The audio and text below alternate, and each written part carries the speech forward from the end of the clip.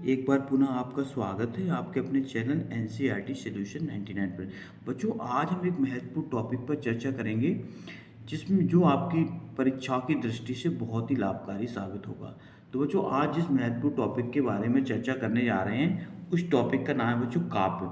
काव्य क्या है, काव्य की परिभाषा देखेंगे बच्चों। इसमें काव्य के भेद और उनके वर्गीकरण के बारे में आज बच्चों इसको समझेंगे, काव्य के बारे में। तो बच्चों, सबसे पहले काव्य क्या है इसको आप समझ लेते हैं। काव्य, तो बच्चों सबसे पहले काव्य की परिभाषा देखते हैं। तो बच्चों, काव्य की परिभाषा क्या है देखते हैं। ऐसा वाक्य जिसके पढ़कर सुनकर आनंद की अनुभूति होती है बच्चों, उससे काव्य कहते हैं। ऐसा वाक्य जिसे पढ़कर सुनकर आनंद की अनुभूति होती है उससे क्या कहते हैं बच्चों, काव्य कहते हैं। अब काव्य की परिभाषा दी है बच्चों, अलग अलग आचार्यों ने अलग अलग परिभाषाएं दी हैं बच्चों काव्य की। तो सबसे महत्वपूर्ण परिभाषा है बच्चों, उसमें है पहली परिभाषा आचार्य भामह की। आचार्य भामह संस्कृत के एक महान आचार्य हुए। उन्होंने सर्वप्रथम बच्चों काव्य की परिभाषा दी। उनकी परिभाषा थी बच्चों शब्दार्थो सहितो काव्यम। शब्दार्थो सहितम काव्य अर्थात शब्द और अर्थ, शब्द अर्थों मतलब शब्द और अर्थ से युक्त रचना क्या कहलाती है बच्चों, काव्य कहलाती है। आपको याद रखना है, शब्द और अर्थ से युक्त रचना को काव्य कहते हैं। ये बच्चों भामह की परिभाषा है। दूसरी महत्वपूर्ण परिभाषा है बच्चों आचार्य विश्वनाथ की। इनकी परिभाषा है बच्चों वाक्यम रसात्मक काव्यम, अर्थात रसात्मक वाक्य ही काव्य है। बहुत ही महत्वपूर्ण परिभाषा है बच्चों, अक्सर परीक्षाओं में पूछी जाती है। आपको सेंटेंस देखते हैं दे देंगे कि वाक्य रसात्मक काव्य किसका कथन है, तो आपको याद रखना आचार्य विश्वनाथ का। और बच्चों इसको याद रखना शब्दार्थो सहितम काव्यम, ये आचार्य भामह का कथन।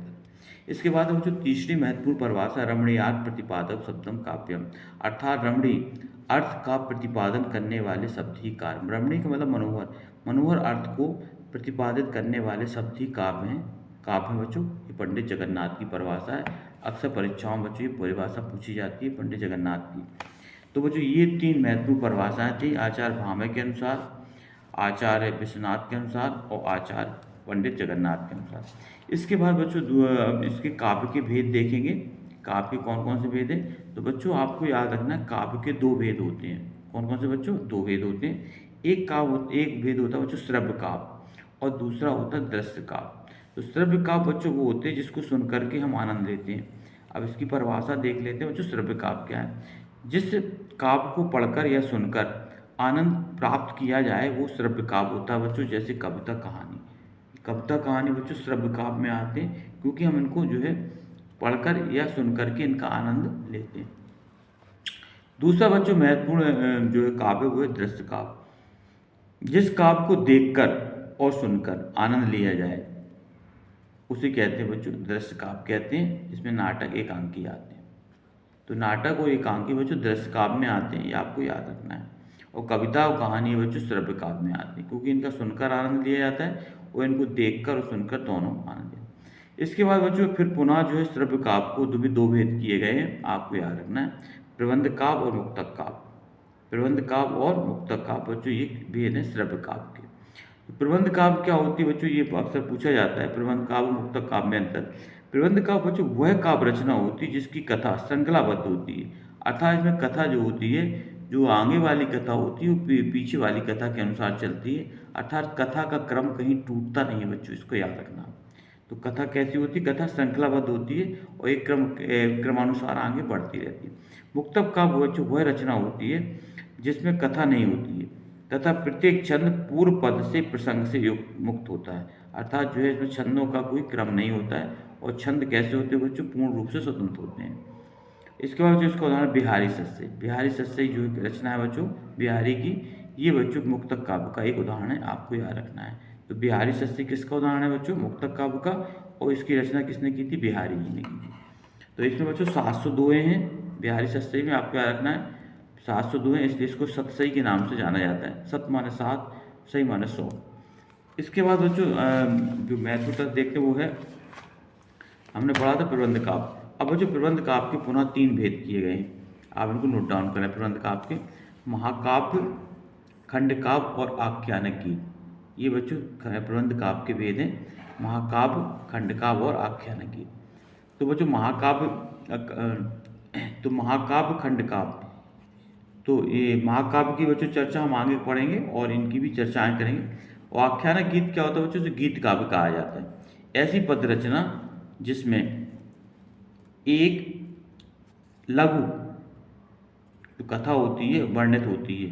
क्या होती है बच्चों, एक लघु कथा क्या होती है, वर्णित होती है और छंदों में गेयता होती है, अर्थात वो आसानी से गाए जाते हैं। इसे आख्यानक गीत कहते हैं बच्चों, और इसे जो है आपको याद रखना है। और इसके बाद बच्चों है, अब इनके बाद फिर इनको बच्चों दो भाग में बांटा गया है। गेय मुक्तक के दो भेद हैं, गीत प्रगीत, और मुक्तक के भी दो भेद हैं बच्चों, पाठ मुक्तक और गेय मुक्तक। ये मुक्तक काव्य के भेद है, पाठ मुक्तक और गेय मुक्तक। पाठ मुक्तक वो जो होते हैं जो पढ़े जाते हैं, और गेय मुक्तक वो होते हैं जो गाए जाते हैं। गेय मुक्तक के पुनः दो भेद हैं बच्चों, गीत और प्रगीत, ये भी आपको याद रखना है। अब बच्चों महाकाव्य के बारे में बच्चों बहुत ही आईएमपी टॉपिक बच्चों महाकाव्य, ये अक्सर परीक्षाओं में पूछा जाता है बच्चों महाकाव्य, इसको आप बिल्कुल नोट डाउन कर लें। आईएमपी है बच्चों, इसमें आईएमपी लगा लें। महाकाव्य में बच्चों क्या होता है, कम से कम 8 सर्ग होना चाहिए, ये आपको याद रखना है। कितने होना चाहिए, कम से कम 8 सर्ग हों। कथा वस्तु ऐतिहासिक हो या कल्पना मिश्रित हो, मतलब कथा वस्तु कैसी हो बच्चों, ऐतिहासिक होना चाहिए, इतिहास से संबंधित होना चाहिए, या कल्पना मिश्रित हो। तीसरा महत्वपूर्ण भाव है, कथा का नायक जो होना चाहिए बच्चों कुलीन हो, जो हीरो हो वो कुलीन हो, उदात्त हो, महान गुणों से युक्त हो, जैसे राम। इसके बाद जो कथा के प्रारंभ में आशीर्वचन, मंगलाचरण और ईश वंदना होनी चाहिए। ये बच्चों महाकाव्य की विशेषताएं हम पढ़ देख रहे हैं। इसके बाद इसमें प्रकृति चित्रण हो, मानव स्वभाव एवं सामाजिक विधि विधानों का चित्रण भी होना चाहिए, ये बच्चों महाकाव्य के अंतर्गत। शांत वीर श्रृंगार में से कोई एक रस की प्रधानता भी इसमें बच्चों होना चाहिए, और अन्य रस कैसे हो, गौण रूप में हो। मतलब महाकाव्य में बच्चों शांत वीर और श्रृंगार में से कोई एक रस की प्रधानता होना चाहिए, इसको आपको याद रखना है। एक सर्ग में एक ही छंद का प्रयोग हो। महाकाव्य के अंत में नायक की विजय हो, ये भी बच्चों इसकी शर्त है कि महाकाव्य के जो अंत में नायक क्या हो, विजय हो। इसके बाद बच्चों इसके जो महत्वपूर्ण जो देखते हैं महाकाव्य, पृथ्वीराज रासो है बच्चों महत्वपूर्ण महाकाव्य, इसके रचनाकार है जयचंद्र बरदाई। रामचरितमानस के रचनाकार है बच्चों गोस्वामी तुलसीदास। साकेत महाकाव्य इसके रचनाकार मैत्री शरण गुप्त। प्रिय प्रवास के रचनाकार है बच्चों हरिऔध, इनका पूरा नाम है अयोध्या सिंह उपाध्याय हरिऔध। कामायनी के रचनाकार बच्चों जयशंकर प्रसाद। उर्वशी के रचनाकार बच्चों रामधारी सिंह दिनकर। और लोकायतन के रचनाकार हैं बच्चों सुमित्रा नंदन पंत। ये लोकायतन की रचना बच्चों सुमित्रा नंदन। तो बच्चों ये थी महाकाव्य, ये बच्चों अक्सर परीक्षा में पूछा जाता है महाकाव्य की विशेषताएं और या इनकी परिभाषा। इसके बाद है बच्चों प्रबंध और मुक्तक काव्य में अंतर देखते हैं बच्चों। प्रबंध काव्य और मुक्तक काव्य में क्या अंतर है। प्रबंध काव्य में बच्चों क्या होता है, प्रबंध काव्य का जो आकार होता है बच्चों विस्तृत होता है, थोड़ा बड़ा होता है, और ये मुक्तक काव्य का आकार बच्चों सीमित होता है। इसको आप याद रख लें कि प्रबंध काव्य का आकार क्या होता है, बड़ा होता है। जिस तरह उपन्यास का आकार बड़ा होता है बच्चों, कहानी का छोटा होता है, उसी तरह प्रबंध काव्य का आकार भी विस्तृत होता है और मुक्तक का आकार सीमित होता है। इसमें कथा क्रम का होना अनिवार्य है, कथा जो है का क्रम होना अनिवार्य है, और इसमें कथा क्रम नहीं होता बच्चों, क्योंकि इसमें छंद जो होते हैं पूर्ण स्वतंत्र मुक्त होते हैं, पूर्ण रूप से स्वतंत्र रहते हैं। इसमें अनेक रसों का प्रयोग होता है, और इसमें बच्चों एक रस की प्रधानता होती है।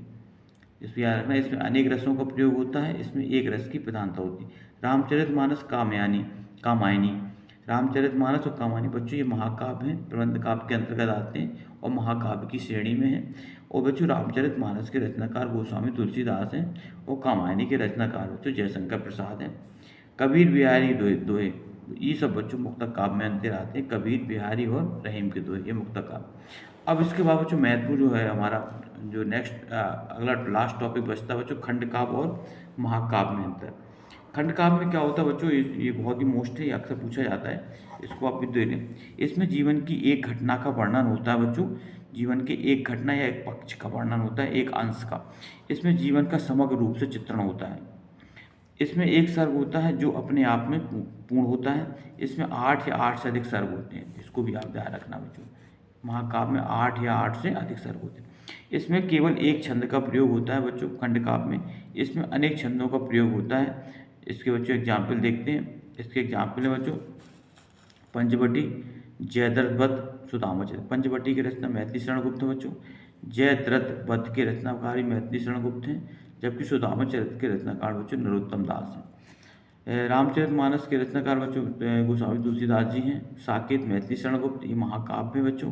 पद्मावत भी महाकाव्य है, इसके रचनाकार है मलिक मोहम्मद जायसी। और कामायनी के रचनाकार है बच्चों जयशंकर प्रसाद। इसमें 15 सर्ग हैं। तो इसके बाद बच्चों अगला जो लास्ट टॉपिक है वो है खंडकाव्य। खंडकाव्य में बच्चों क्या है, इसमें नायक के जीवन के किसी एक पक्ष अंश का रूप का चित्रण होता है बच्चों। इसमें एक सर्ग होता है, इसमें केवल एक छंद का प्रयोग होता है। ये आकार में महाकाव्य से छोटा होता है, इसको आपको याद रखना है कि जो महाकाव्य का आकार बड़ा होता है जबकि खंडकाव्य का आकार बच्चों छोटा होता है। महाकाव्य में किसी एक विशेष प्रसंग को खंडकाव्य का विषय बनाया जाता है। महाकाव्य के किसी एक विशेष प्रसंग को खंडकाव्य का विषय बनाया जाता है, ये आपको याद रखना है। अब इसके बच्चों उदाहरण देखते हैं। खंडकाव्य के पंचवटी ये खंडकाव्य है। जयद्रथ वध ये भी खंडकाव्य है। और सुदामा चरित बच्चों ये भी खंडकाव्य है। इसके पंचवटी के लेखक बच्चों मैथिली शरणगुप्त हैं। जयद्रथ वध के लेखक मैथिली शरणगुप्त हैं। और सुदामा चरित के लेखक हैं बच्चों नरोत्तम दास। ये तीनों बच्चों खंडकाव्य हैं, ये आपको याद रखना है। इसके बाद बच्चों इसका चार्ट देख लें आप। महाकाव्य के जो चार्ट है इसे समझ लें आप क्या होता है। इसमें काव्य के दो भेद हैं बच्चों, श्रव्य काव्य और दृश्य काव्य। तो श्रव्य काव्य को बच्चों फिर दो भाग में बांटा गया, प्रबंध और मुक्तक में। प्रबंध काव्य के बच्चों तीन भेद हैं, महाकाव्य, खंडकाव्य और गीतिकाव्य। प्रबंध काव्य के बच्चों महाकाव्य, खंडकाव्य और गीतिकाव्य तीन भेद हैं। कहीं कहीं आपको बच्चों इसमें दो भी देखने को मिलेगा, इसलिए दो या तीन दोनों आपके सही हैं। मुक्तक काव्य के बच्चों दो भेद होते हैं, पाठ मुक्तक और गेय मुक्तक, ये आपको याद रखना। इसके बाद बच्चों दृश्य काव्य। दृश्य काव्य के बच्चों दो भेद होते हैं, रूपक और उपरूपक। रूपक और उपरूपक। रूपक के बच्चों जो है 10 भेद होते हैं, नाटक, प्रकरण, भाण, प्रेषण, डिम्न, व्यायोग, संविकार, बीथी, अंग, ईहामृत।